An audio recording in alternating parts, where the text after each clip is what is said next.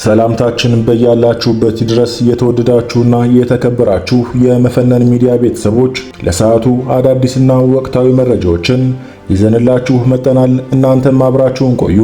መፈነን ሚዲያን ሳብስክራይብ፣ ላይክ እና ሼር እንድታደርጉ ከወዲሁ በአክብሮት እየጠየቅኩ ለሰዓቱ ወደ ያስኳቸው መረጃዎች አለፍኩ።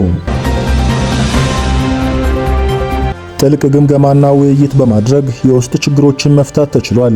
የአማራ ፋኖ በጎጃም ሁለተኛ ተፈራ ዳምጤ ክፍለ ጦር የዮሐንስ አለማየሁ ብርጌድ የውስጥ ችግሮችን በመፍታት አንድነትን ማጠናከር ተችሏል። ለረጅም ጊዜ በብርጌዱ ውስጥ ወንዝን እንደ መከፋፈያ በመጠቀም ክፍተት ተፈጥሮ በጠላት ላይ የተባበረ ክንድን ለማሳረፍ ችግር ሆኖ ቆይቷል። ይህንንም ችግር በዘላቂነት ለመፍታት የአማራ ፋኖ ከፍተኛ አመራሮችና የክፍለ ጦሩ አመራሮች በተገኙበት ከሳምንት በላይ ፈጅቶ ሁሉንም የብርጌድ አመራሮች ጥልቅ የሆነ ግምገማ በማድረግና ችግሮችን በመለየት ችግሩን መፍታትና የውስጥ አንድነት መፍጠር ተችሏል። ከአመራሩ ግምገማ በኋላ የሻለቃ አመራሮችን ጨምሮ ስልጠና ተሰጥቶ ሁሉንም የብርጌድ አመራሮችና ሙሉ አባሉን በአንድ ላይ በመሰብሰብ የግምገማ ሂደቱን አቅርቦ በማስተማመን ሁሉንም ሻለቃዎችና አባሉን ባስደሰተ መልኩ ችግሩን መፍታትና አንድነትን ማምጣት ተችሏል። ችግሩ ከተፈታ በኋላ የሻለቃ አመራሮችንና ዘመቻዎችን መርጦ በሻለቃዎች መካከል ቁሳዊና የአቅም ተፎካካሪነትን ለመፍጠር እኩል ሰብአዊና ቁሳዊ ፍወዛ በማድረግ መድረኩ ተጠናቋል። ይህ ችግር ተፈቶ የውስጥ አንድነት እንዲጠናከር ደከመኝ ሰለቸኝ ሳትሉ ውድ ጊዜያችሁን ሰጣችሁ ችግሩን በመፍታት የውስጥ አንድነትን እንድናጠናክር ላደረጋችሁን የአማራ ፋኖ በጎጃም የክፍለ ጦር አመራሮችን ላቅ ያለ ምስጋና ልናቀርብላችሁ እንወዳለን ሲሉ የአማራ ፋኖ በጎጃም ሁለተኛ ተፈራ ዳምጤ ክፍለ ጦር የዮሐንስ አለማየሁ ብርጌድ ህዝብ ግንኙነት ገልጸዋል። እኚህ አባት ዛሬ በአክሱም ሆስፒታል ሕይወታቸው ያለፈ ሲሆን ለህልፈታቸው ምክንያት ደግሞ የሐኪሞች የሥራ ማቆም አድማ በግቢ ውስጥ እያካሄዱ ስለነበረ ነው።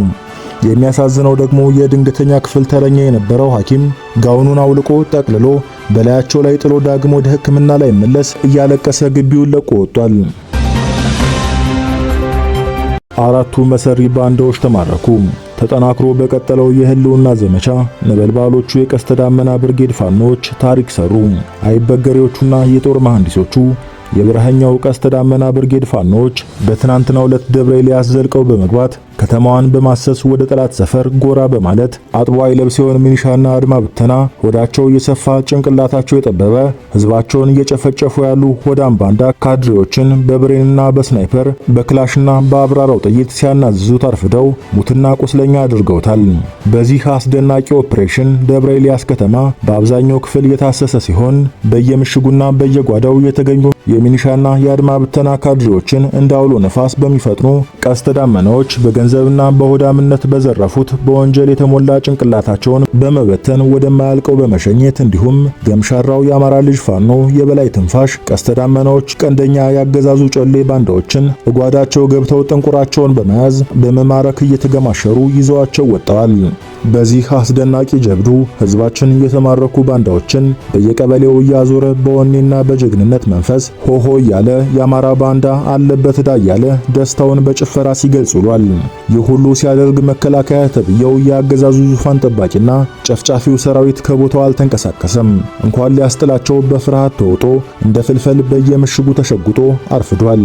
በዚህም መከላከያ ሰራዊት ካድሬዎችንና ባንዳዎችን እንደማይጠብቃቸው የአህያ ባል ከጅብ እንደማያስጥለው ትልቅ ማሳያ ሆኗል። እነዚህ አራቱ ባንዳዎች በካድሬነትና በመረጃነት እንዲሁም መንገድ መሪ በመሆን ከጨፍጫፊው መንግስት ጋር እጅና ጓንት በመሆን በእቅድ እየተመሩ ህዝባቸውን ሲያስጨፈጭፉ የነበሩ ናቸው። አንደኛ ላይቸው በቀለ ጠላት ዞን ላይ በነበረበት ሰዓት በድብቅ መረጃ ሲሰጥ የቆየና ጠላት ደብረ ኤልያስ ሲገባ በጋርዶ በመጋበዝና በመቀላቀል እንዳይን ብሌናቸው የሚያዩት የመረጃ ክፍል የሆናቸው በጋርድ የሚንቀሳቀስ የነበረ ነው።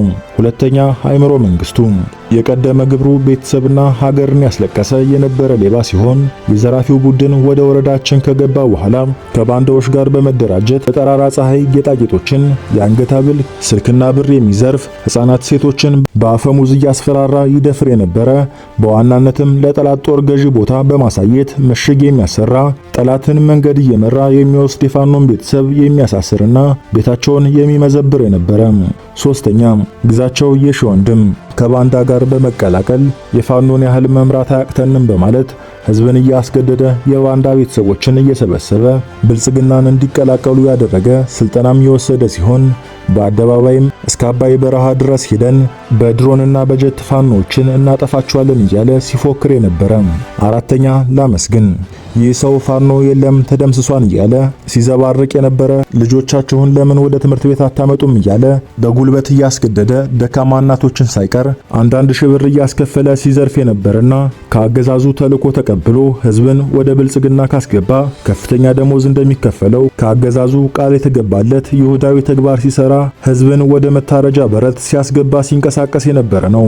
ድል ለህዝባችን፣ ድል ለፋኖ፣ ክብር ለተሰዉት ሰማዕታት። የአማራ ፋኖ በጎጃም የቀኝ ጌታ ዮፍታሔ ንጉሴ 6ኛ ክፍለ ጦር የበረሃኛው ቀስተ ዳመና ብርጌድ የህዝብ ግንኙነት ኃላፊ ፋኖ ዘላለም ዘሪሁን።